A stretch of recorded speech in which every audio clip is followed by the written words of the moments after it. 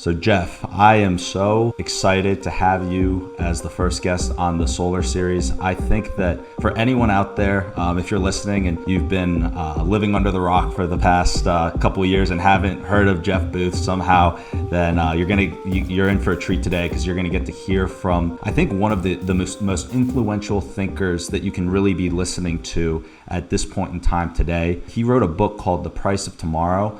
And it not only outlines a lot of the foundations and pillars that I think are very important to understand just about the monetary system, but also a deep understanding of technology and the deflationary nature of technology, which is outlined so wonderfully in the book. So in order to kick off this series, the solar and Bitcoin mining series, I think that a great place to start would just for you, Jeff, to explain really what are some of those core fundamental beliefs that underpin your thinking behind Bitcoin, the solar energy, and how that will converge with Bitcoin mining, some of those being around the central banking system and the deflationary nature of technology. So just that. And I think probably this is the most important place to start. When we are in a system, it is really hard to measure a different system. All of our measurement is from the system that we're in, and it's very difficult to see a different system. And that's the same for any business that gets disrupted by technology. I'm including Blockbuster and Kodak. And what we tend to do is protect the system at all costs. So what does that look like today? And what's the thesis of the book is that we're colliding in two systems. One, an inflationary monetary system where we require prices to always go up and more jobs, more to be able to pay for prices to always go up. And that system is largely being manipulated higher today through printing of money, because it can't grow against a different system that is colliding against it. And that different system is technology wanting to give us more for less.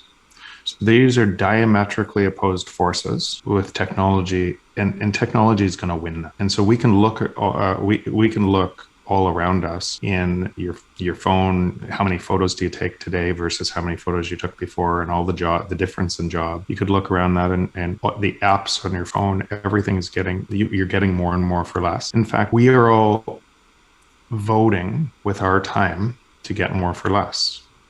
That's why Google thrives, because they give us free search, and an entire industry dies as a result. So we all vote to get more for less with our time, but we still cling to a system where we believe it should be done the other way, where we should get less or our money needs to be worth less each year to live in a productive society. And if you examine what's happening, it's not because of an economy. It's not because of anything else. It's because governments are allowed to manipulate currencies. So we stay on this rat wheel of chasing higher and higher costs. But we measure everything by that system. So we don't ask, before COVID, out of $250 trillion of global debt to run an 80 trillion global economy, it takes your breath away with how much debt that is. And could it ever be paid back? But when you realize the problem is way worse than when you realize 185 trillion of that global debt came in the last 20 years, you could actually understand why it would. If technology was driving prices down on one way and you had to try to make prices go up, you could understand at the rate of technology going one way to try to drive prices going up, you had to stimulate economies by that much.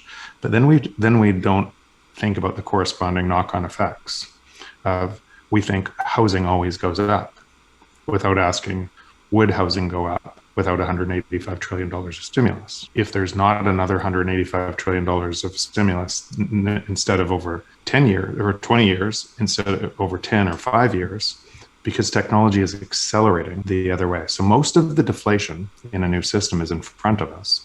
And the only way to mask that is to print money and to make prices go up, which keeps us all on a rat wheel, not understanding the true, from a first principles, what's happening. As it relates to, and maybe I'll stop there, we can level set before we go into some of the other areas.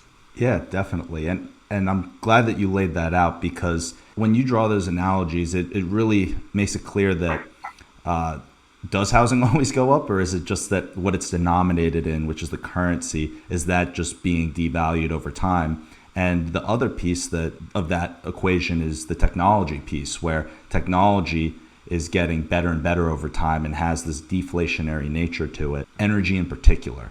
and solar energy in particular, what are some of the fundamental forces at play that you're seeing happen in the solar industry and with solar energy? Broadly, technology is moving into everywhere. In one of the areas it's moving into is solar. And solar in a lot of the regions of the world today is the lowest cost energy. It's getting cheaper by about 11% per year. And it's expanding and it's expanding. So if you think about everything being built on top of energy, every product, every job, everything else is built on top of energy. And energy is now turning in, it never was before, but now energy is exponentially deflationary going forward. And everything else sitting on top of energy, meaning prices are coming down. Then the same thing that's driving clean, green energy is going to break the system faster. And so when governments say, I'm going to print more money to be able to solve the climate crisis, what they're really doing is saying, we're creating climate crisis from the system, and there's no way to solve that, because anything that we would put money in is deflationary in nature, and which requires more printing to offset the gains to humanity. You could actually simplify this and say inflation equals climate change. And that's really hard for people to grasp. But so let's just go a little deeper, and then we'll go deeper into some of what's happening in energy and how that what that looks like. When prices go down on energy, so what would happen if instead of prices going up all the time, as energy became one day free or nearly free, what would happen? Would you be able to get more for less? Would you save your time? That's what technology does. It's supposed to save our time. But if you make prices go up against that trend, then people are searching for jobs. And instead of one person working to feed their family, two people have to work. And you need to print more money so oil prices go up. So two people are driving to work and everything else. And you're creating more and more things to be able to stop that from happening. But remember, this is really hard to grasp because we measure a system from the system. And what the system would look like in a different world, it's totally different. Your time savings would keep going up and up as technology did more of the job. Prices would fall correspondingly.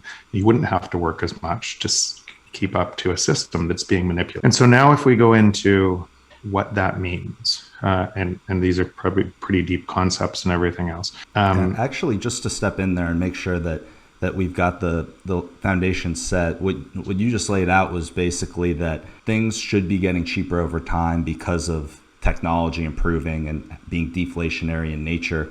But the central banking inflationary monetary system is masking technology gains and efficiency gains that are happening around the world today. And by doing that, you're concentrating wealth and power in very few hands that have the access to the technology and artificial intelligence and everything else, and taking it instead of allowing the free market to push that into the broadest hands possible. If people haven't heard this before and everything else, it's really important because we believe we build our foundation of knowledge on top of a foundation of a bedrock. And if you believe inflation is required, which we've grew up thinking, essentially inflation is required to run a productive society. Money it's a requirement that money loses value each year to run a productive society. That's what inflation is. And does that make any sense? It doesn't make any logical sense, but we don't typically question it at that level.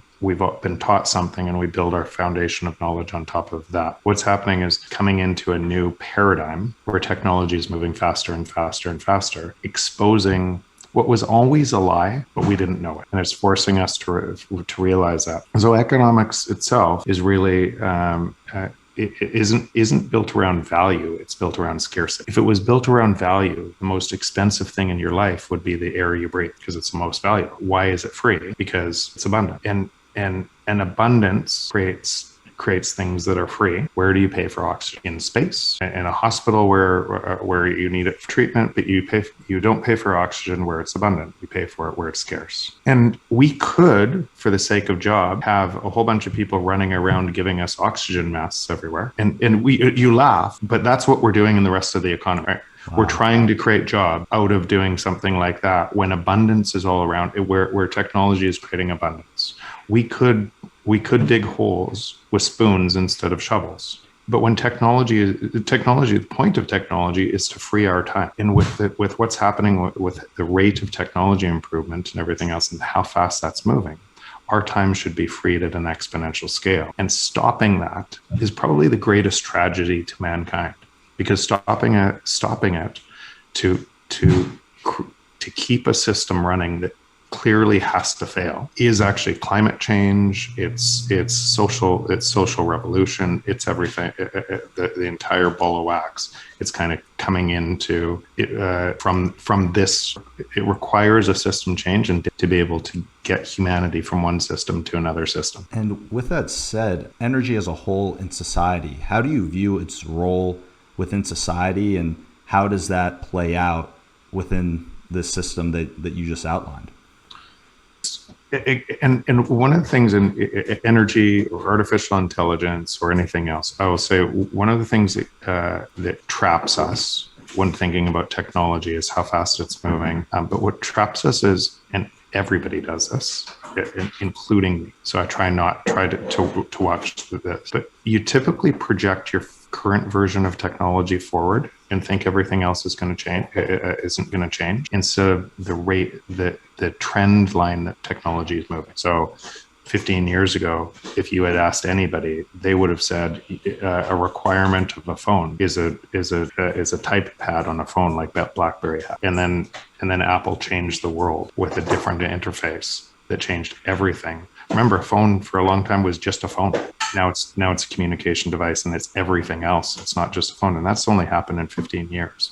So think of all the people that believed a phone was just a phone and projected that forward. And when I say everybody, virtually everybody, business, financial, everything else, tens of billions of dollars in value in one company, that they didn't see what was going to happen as a result of that change. So that's what that progress of technology creates that, but we don't understand how fast that's happening. And that's really important. We project technology forward with everything else staying the same against the technology today.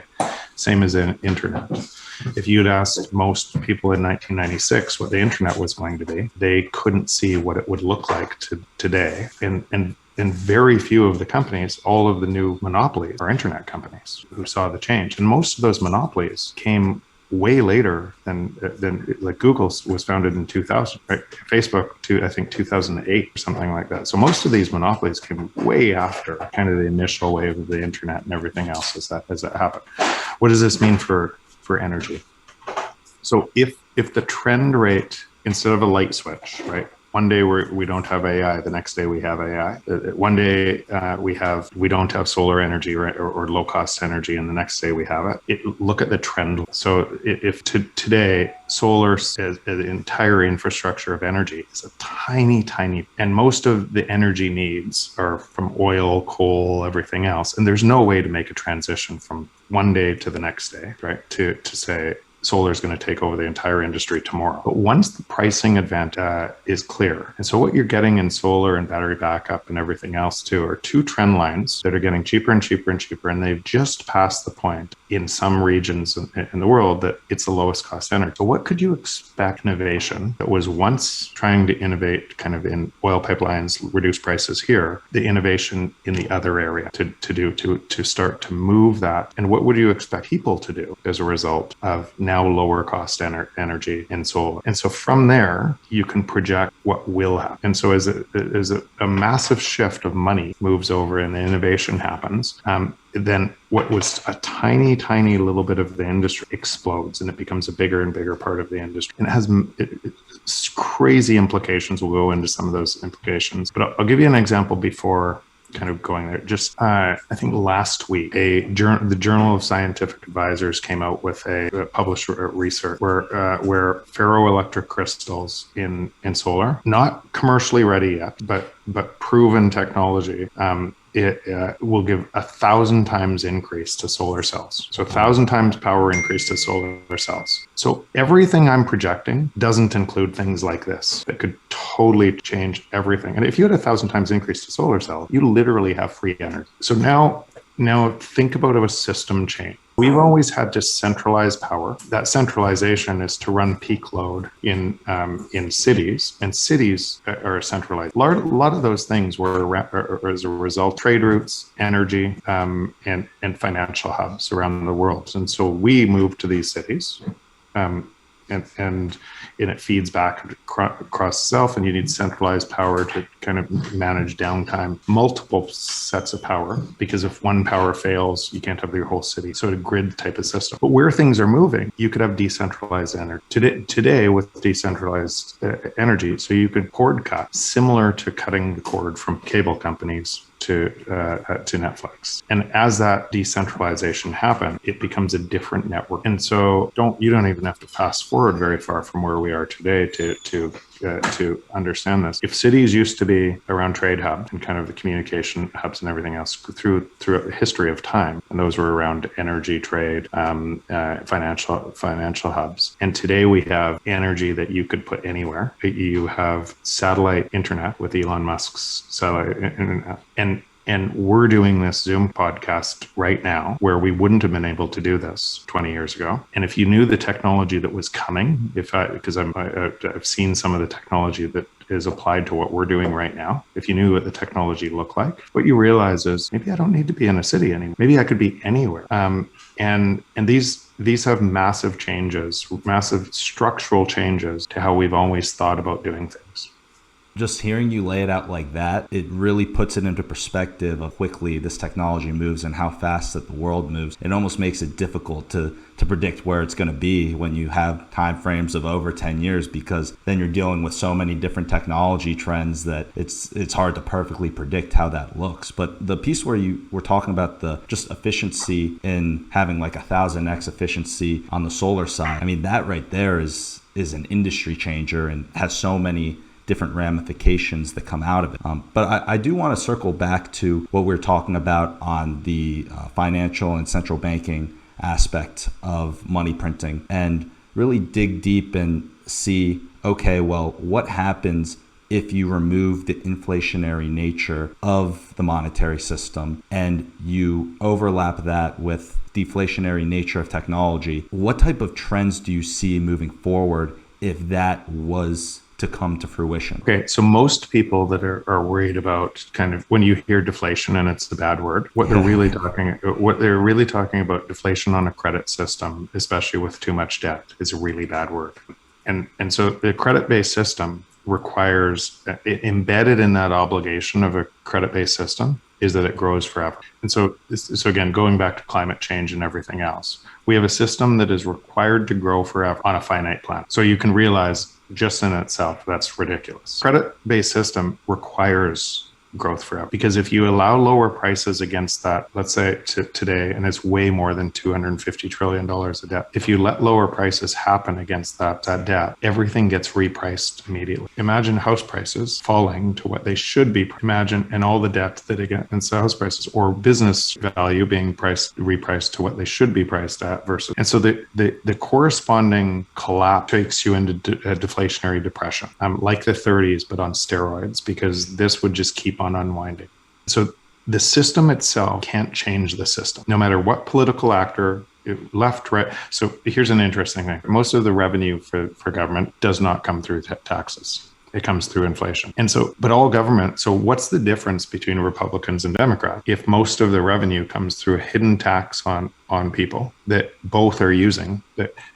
So this, on top of the system and the divide of society, is not talking about what the root cause of it all is. And both are, it doesn't, so if you can essentially press a button and take somebody's 40 years of saving down by pressing a keystroke, is that okay? And so if you have corruption in money supply, you have corruption everywhere as a result. So all money is a trade of our time. We don't want more money. We want more time. And so if you allow corruption of money, you allow corruption of time. And so what you're seeing in society is that play out. But what's worse is it's playing out and it's getting exponentially worse because technology is going one way exponentially. And as a corresponding byproduct, the corruption has to go the other way exponentially. And so, but that system cannot allow deflation. And why? because every institution that we live in, that's why I said it's really hard to understand when you live in a system that is doing that, to actually understand what a different system would look like. Because every system is sitting on top of that. So would you vote for a government that would say, listen, I'm going to bring sound money and everything is going to collapse, including schools, pension plans, government itself, hospitals, the entire thing would unwind, pricing, and all the money that we thought was there, that was really just credit, evaporate, and it's gone. You might as well light a fire to it, because it was never there. It was there in the form of pushing up asset prices and pushing up prices forever and ever with more credit. But we don't see it that way. So it would just keep on collapsing, and you would have anarchy. It would look really, really ugly. So realizing that system can't change itself, you need a transmission mechanism from one system to another system. And that's what actually I believe Bitcoin is. So Bitcoin is a system that, because of the hard cap of 21 million coin, it allows for deflation over time. So what people would realize in Bitcoin is it's actually maybe not price going up. It's everything else relative price going down against Bitcoin. So if your monetary unit is Bitcoin, and what you'll see is everything priced in Bitcoin, maybe forever, is going to come down in price. And so you'd see what's happening. But you need, so to make one transition to another system, you need a whole bunch of people starting to use this other system. And in my hope, and why I talk about it this way is it's really important. If you don't own any Bitcoin, I would suggest you get off zero. I'd suggest you learn more, not for the money that you could make on it, for what it could produce, what it could help your family, because the system cannot change itself. It requires, and if you think about business examples, Blockbuster doesn't change, right? In fact, they turned down buying Netflix for $50 million because at that time, Netflix business model, download speeds were too slow. It didn't work, right? And what Blockbuster missed is technology at the rate of technology moving, and what speeds would do means we don't need 9,000 stores anymore to watch movies. It changes in an instant on technology. And that same thing is happening everywhere. It's happening on all these trends. That solar example is, once price drops to a certain level, you don't need your electrical company anymore. If you forecast these trends out and what it means to us individually, and what we would do when price drops to a certain level and gives us more for less, we make a choice a rational actor would make. And that changes it doesn't matter what the system wants, changes the system. So digging into Bitcoin in particular, it sounds like this is the first time where you've seen a deflationary system that can serve as sound money. Can we break down what exactly makes Bitcoin so special and different compared to the traditional central banking system, and why and how that transition will take place over time? Yeah, and I think we did a fair bit about what the existing system must do. So the existing system, essentially, by saying, I'm going to grant a small group of people power over money, which is really my time, a theft of my time, then and that's how society should be run. That's what the existing system looks. And why we didn't notice it as fast is because technology wasn't. So these cycles always broke. So you'd typically have an 80-year or so debt cycle that then would be reset with a new currency regime across the world, which was reset through war, revolution and war. That's the cycle we're in, but it's actually speeding up. So if technology frees our time and technology gets cheaper and cheaper and gives us more and more for less, then the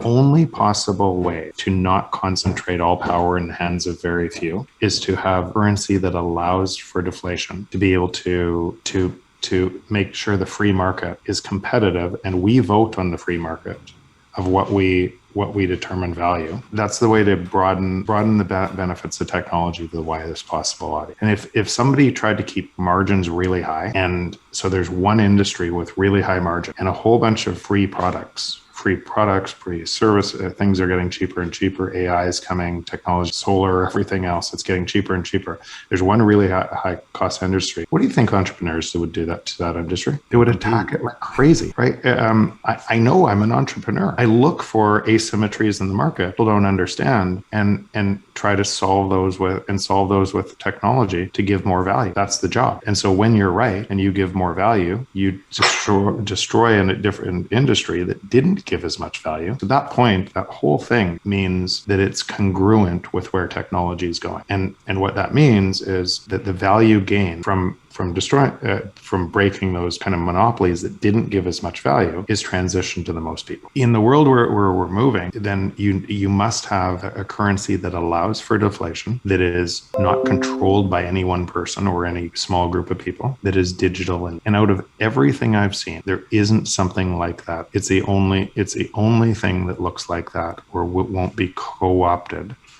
by governments or something else. And why is that important? If governments actually understood what Bitcoin was 10 years ago, they could have killed it. By misunderstanding kind of how game theory works, how this network works, and how it's decentralized in nature and where it is now. They kind of call it $1 trillion value, and the network effect that's happening on, and layer 2 and the lightning network that's happening on top of that. It's exploding, and it looks a lot like the internet did in 1996. And the difference in Bitcoin specifically is, instead of just being able to invest in the companies on top of the internet, a TCP/IP protocol layer, and then we invested in the companies on top of the internet, and they changed our life a whole bunch of different ways. Bitcoin is like investing in the protocol layer. So like investing in the internet itself, TCP/IP. And then there's a whole bunch of other value that's being built on top of that through Lightning Network and everything else, where you'll actually pay in Bitcoin. You'll be able to transact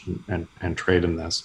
That is like building on top of Bitcoin itself, is like investing in the protocol layer. One of the main narratives going around right now is the energy usage and one of the main talking points of that is it's already using more energy than countries today, and it's going to continue to consume more and more energy. And granted, many of the people who go and are pushing this narrative don't understand a lot of the underlying values and problems that Bitcoin solves. But on the pure energy consumption base, how do you look at Bitcoin's energy consumption through the lens of technology and innovation that's happening, particularly the deflationary nature of technology? So again, let's go back from inflation equals climate change. There is no government on the planet that will stop printing money to be able to create inflation. It requires a system change. And the only way to get that system change is through security of a network that keeps it decentralized, so that gain is in your hands, my hands, everyone else's hands, instead of one person's. Only possible way. So energy is the security of the network. It's actually, it's the best thing that you could hope, because it resets the entire system onto a system that actually could save the planet. And save humanity from being on a mouse wheel forever and ever and ever and consolidating power. It is the only system. So when I look at energy use,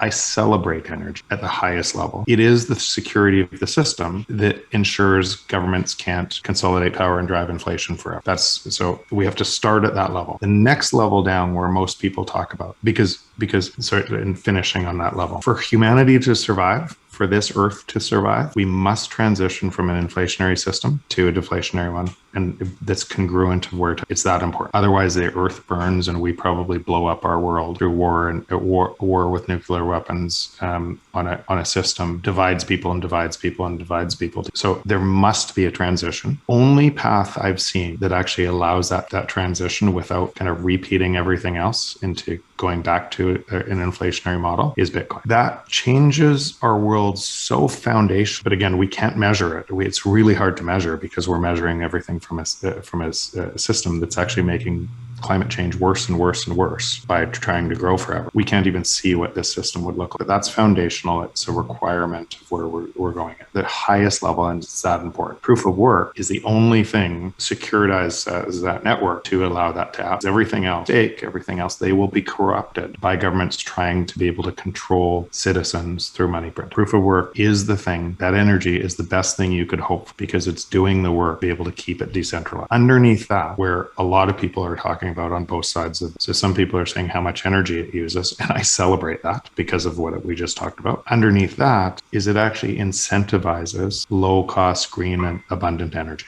It gives you a way to incentivize faster rate to a transition. If I set up a solar cell on my roof and I have abundant energy, I can Bitcoin mine with the extra energy. If you think about peak load in Canada, we give away a bunch of energy because our grids can't take the energy. Pay US in some cases to take that extra energy, where you could optimize energy, lower cost energy, clean green energy, putting that energy into something that has way better value. And so when you look at peak load times and everything else tied to all of this, energy is abundant. It's the cost of getting that and transmitting it to a centralized source to be able to deal with the city's peak load power. The distribution of that takes time. So with energy being abundant, you could mine Bitcoin on a waterfall in the Amazon, right? You could, that nobody's in. You could create energy as it's happening in El Salvador from volcanoes, underground volcanoes. You could do it in Iceland. You could do it. Energy is abundance. It's the transmission of that energy to cities and everything else that we perceive energy isn't abundant. Yeah, and one of the things that, just talking through technology trends, you mentioned one earlier in terms of Starlink, so universal internet. Then you talk about the abundance of energy and how there's energy in all these places where you need energy to mine Bitcoin, and that secures the network. It's decentralized, and it sounds like you've really drawn the connection that through Bitcoin you have the ability to tie real world energy to sound money and keep the inflationary nature that government corruption would bring in. You can keep that inflationary nature out of the currency based on Bitcoin's current protocol. Many others have talked about throughout time what would be the perfect currency, what would it be built around, and it would be built around energy. If you look at actually what the US did after the gold reserve, what they did is and Jason Lowry did a great piece on this. But what they did is proof of war to secure energy. So what you do is you go co-opt Saudi Arabia and others into pricing global energy, oil, in US dollars, and then everybody uses US dollars, and you can change the monetary unit. Essentially, you get energy for free, and the rest of the world has to pay for it. And anybody that's not on that system, if you're Iraq and you decide, I'm going to price my oil in euros, then you get invaded. If you're Venezuela and you decide to try to price your oil in something else, out of an economic system. And it provided a lot of benefit for the US, but the negative externalities of that are all over the world. And it's actually, and proof of war, essentially, I have enough military might crush is what securitizes that energy. In proof of work, it's a non-violent transition, and it's a market incentive that incentivizes it. And there's nothing that can. I don't think there's anything that can stop them because you're incentivizing. In fact, you're incentivizing clean green energy faster and faster and faster as a result of this protocol. Yeah, and that's one of the things that I really wanted to speak with you about and figure out. How would you, if you're designing the narrative to really, a lot of the people, just to set the stage, who are going and writing these articles, they don't have the background, the time, and the know-how to really talk about the true impact that Bitcoin mining's energy use has on society. Explain simply what that narrative is and how it's beneficial for the environment. How would you go about explaining it? I think that's actually why you have to go to first principles. And that's actually why, simply, I would say, explain to me how inflation is consistent with climate change, is consistent with saving the planet. Explain that to me. Explain to me growth forever and empowering a certain number of people to destroy currency, artificial growth forever. Tell me how that is consistent with saving. And that's why I say measuring a system from the system is really hard. The goldfish doesn't know it lives in a big world. It only knows it's a goldfish. And so if you're asking a whole bunch of people that live in an inflationary world to say, tell me how it would be in a different world, they're explaining goldfish bowl. And so what you have to do is you have to ask the question first. Explain to me how possible this is congruent with your goals of saving the climate or anything else, if you believe that a small number of people should be put in charge of corrupting money. Explain that first. And then when there's no answer, because there is no answer,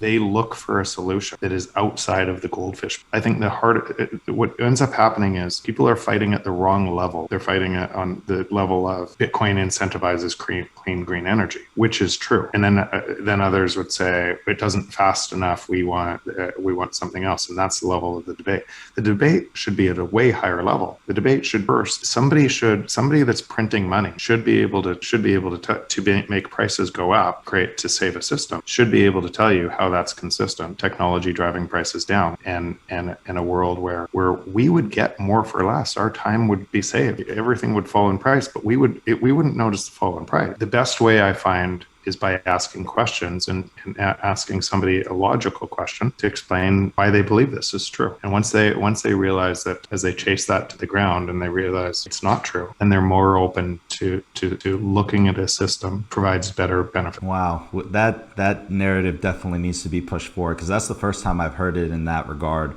Especially the way that the narrative is going right now, it seems just so narrow in scope, so narrow-minded, and it's not the same type of questions that you ask about energy consumption from every other industry.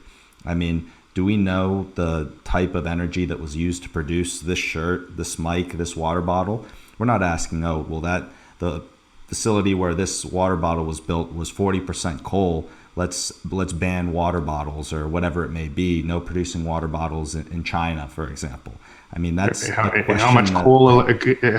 much coal electricity goes into your Tesla, right? Nobody asks those questions because they're looking at from a system, inside a system, and they can't put together that this is a different system. So that's why you just really have to go back to ask them. Instead of get caught in the minutia, ask them how it is that climate change could be solved from a system that requires growth forever, and not just growth forever, and will manipulate money to achieve growth. And then ask them, well, who gets to decide who gets to manipulate money and what is their benefit? I mean, everything that you've been talking through are really tectonic shift from the mainstream narrative. What are the let's say the go-to explanations that you try and communicate people who might be following more of the mainstream narrative on these? Is it just really, let's think about things from first principles and go and apply that to all these different industries? Or are there other types of ways that you'll go and try and really get people thinking on this type of level where they're not just buying into some narrative that might be thrown about from people who aren't really thinking critically about these items? Funny enough that you mentioned about the book and what it's done, because kind of once an idea forms in your head that you realize it's something, then you want to investigate. You're more curious and you'll look at it. The reason I'm on this podcast is a result of this, and this is going to take us to more of an audience. And your podcast and you will do the same thing. I'm going to get philosophical or tie this to quantum theory or anything else. Every single thing in our life is an idea first.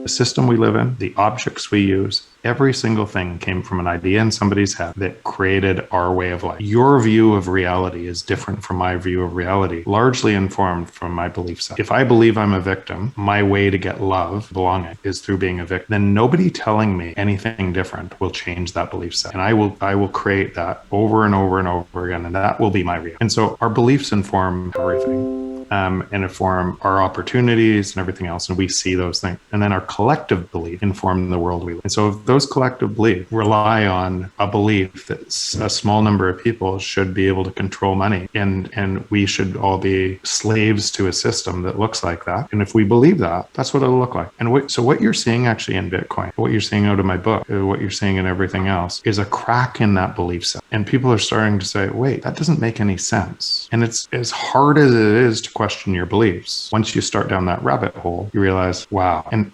as in system changes, it's really hard because you typically don't move from fear to more fear. Fear paralyzes. And what I think is actually happening on Bitcoin is as people really understand what it is and how it actually moves from fear to hope and abundance and everything else, then more and more people are having a new belief set, and that belief set is cascading over society. And I see incredible promise in that. But that's actually what's happening in each of our own individual minds. And as we spread that knowledge, if you did a imaging on your brain, what you would see is when something comes from your unconscious to your conscious, you'd see a P3 wave cascading as all your neurons were firing. But most of the things that we see are invisible. So they don't. That P3 wave never cascades. We just don't see it. You know that? Have you ever seen that count the basketball throws and then the gorilla walks through? Yeah. Nobody ever sees the gorilla. I didn't see the gorilla. Nobody sees it because we believe what we can do is multiply. multitask, but we can't. What it is quickly firing back and forth. And when we're concentrating on one thing, we can't see another. So if you'd say what's happened in most of society is they're living in a fog, and this isn't even cascaded. What we're talking about, it hasn't even cascaded. It's not even, they wouldn't see the gorilla. So they keep on believing the system they're in, and they have no idea. So if you've seen it, you can't believe they can't see it. That's how, if you've seen the gorilla, you can't believe you didn't see it, and you can't believe they can't see it. Other people can't see it. But until you see the gorilla, that's the point. Around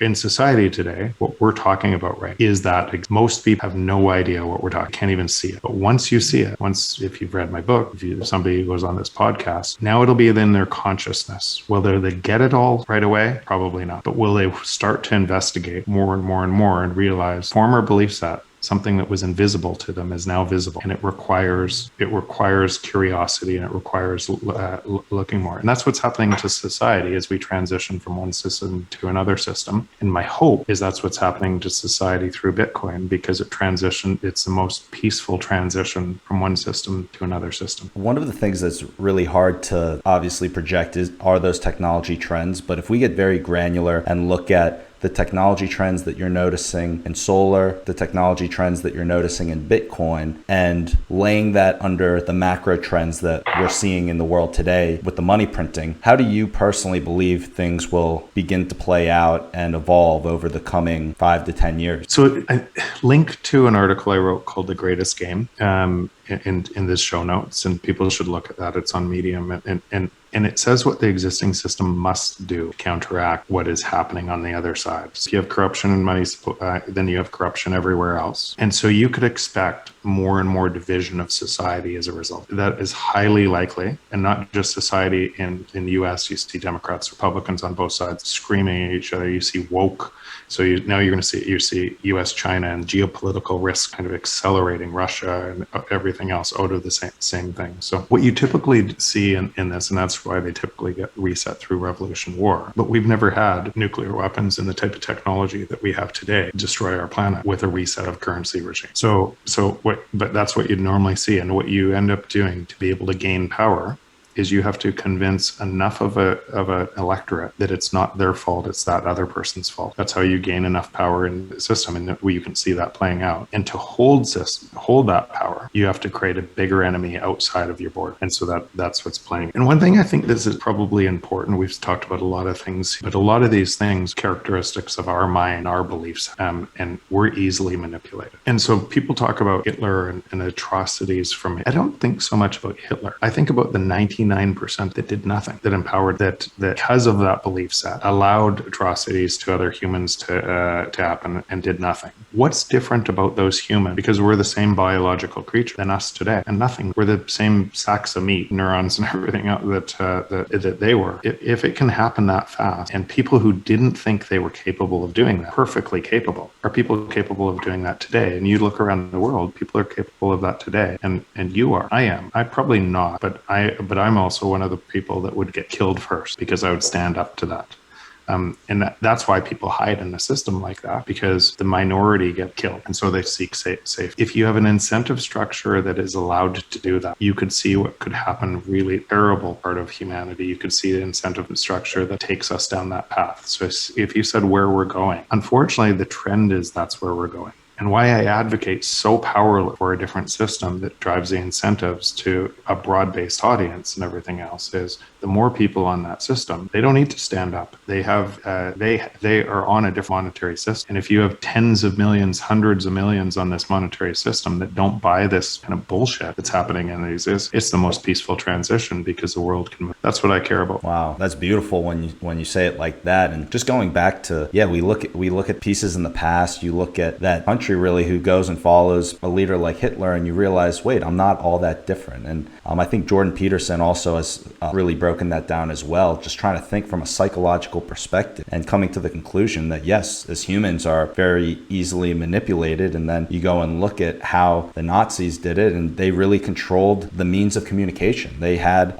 control of and an understanding of that technology to spread propaganda and really control the thoughts that were brewing in the citizens citizens' minds. And so it really comes back to what you said, where, hey, you want to first put a crack in that armor of the buy into the current system that we have today that is broken when you break it down, and really let the best ideas come to the surface and come to fruition within each of the people who buys into the system of decentralization. Let that go and spread across the world. The beautiful thing, just to carry that forward, the beautiful thing about technology as well is it allows those ideas to propagate. So it's hard to stop. So you could, in a world moving less slow, you could easily control media and everything else. And from a small group of people, control a narrative to a large, that's virtually impossible today. Now, I'm going to add, what technology does is it brings way more minds because it lowers the cost. It brings way more minds into kind of our collective consciousness, and a lot of that misinformation. So let's use the printing in way slower tech. What it brought is way more minds contributing to ideas, and a lot of those minds early were new religious sects, Bibles and different Protestant versus Catholic and everything else. It's just mass printing, be able to gain power. And here's idea. As the cost kept coming down, way more science, way more individuals contributing to that brought ideas forth that didn't match our reality. Our perceived reality didn't match what we were reading in a book, and it forced the same thing. And so what technology does is it reduces costs and way more minds come in, and you have a lot of misinformation as well. But it also error corrects that information as more people error correct. If somebody said this and that comes now it's scrutiny for everyone else to be able to error correct. And so what you're finding, the same thing's happening now, but it's at warp speed. And what's happening today is way more minds, way more misinformation as well. But the best idea is the strongest information, and it's actually and the best information is will win it, I believe, in time. A lot of that will be error corrected through artificial intelligence. But again, so creating more information and misinformation, and then error correcting that information. You could look at Bitcoin specific as if you look at community and the people kind of protect it, as Michael Saylor would call it, the cyber hornets. All ideas either critical, trying to drive improvement, ideas to broaden that audience to be able to understand. All ideas are great, but it is you do not want to be in as useless ideas. It's just it pushes those away so fast, and what feels like a toxicity is that it's an immune response to bad ideas. Yeah, that's one thing that people who get into the space and go and start contributing to the community, they find out very quickly that bad ideas will be attacked right away. And I think that that's important to let the good ideas and the ones that can withstand scrutiny and be defended logically, let those ideas rise to the top. And I think that a lot of the things that you've helped lay out in this conversation have really been the ideas that have stood the test of the scrutiny, and that's probably one of the reasons why they're so radically different than the mainstream consciousness that we see today in the broader society. I would agree with that. I try not to, and one thing I'd say for the Bitcoin community too is everyone should be able to act in their own way. So if somebody wants to be toxic, they should be toxic. Why I don't actually, it's not an ego. I want the best information to win. I don't really care. I don't need to gain more wealth on Bitcoin. I don't need it. I want it to survive for a different reason. I want it to. So, but again, if somebody else has a better idea on how to make that happen, all good. Well, man, Jeff, this has been absolutely incredible. Thank you so much for coming on and talking through all these pieces to this, and really breaking down these very complex topics, making them easy to digest, and really for all your contribution to the space. You alone have made a notable difference to how this entire industry is moving forward, how education of Bitcoin and the importance of decentralization, that entire movement moving forward, you've played a large role in that. So I want to thank you so much for all the work that you do, and definitely for coming on the podcast today. Thanks. I'm looking forward to following the rest of your series too. It sounds like it's going to be really interesting.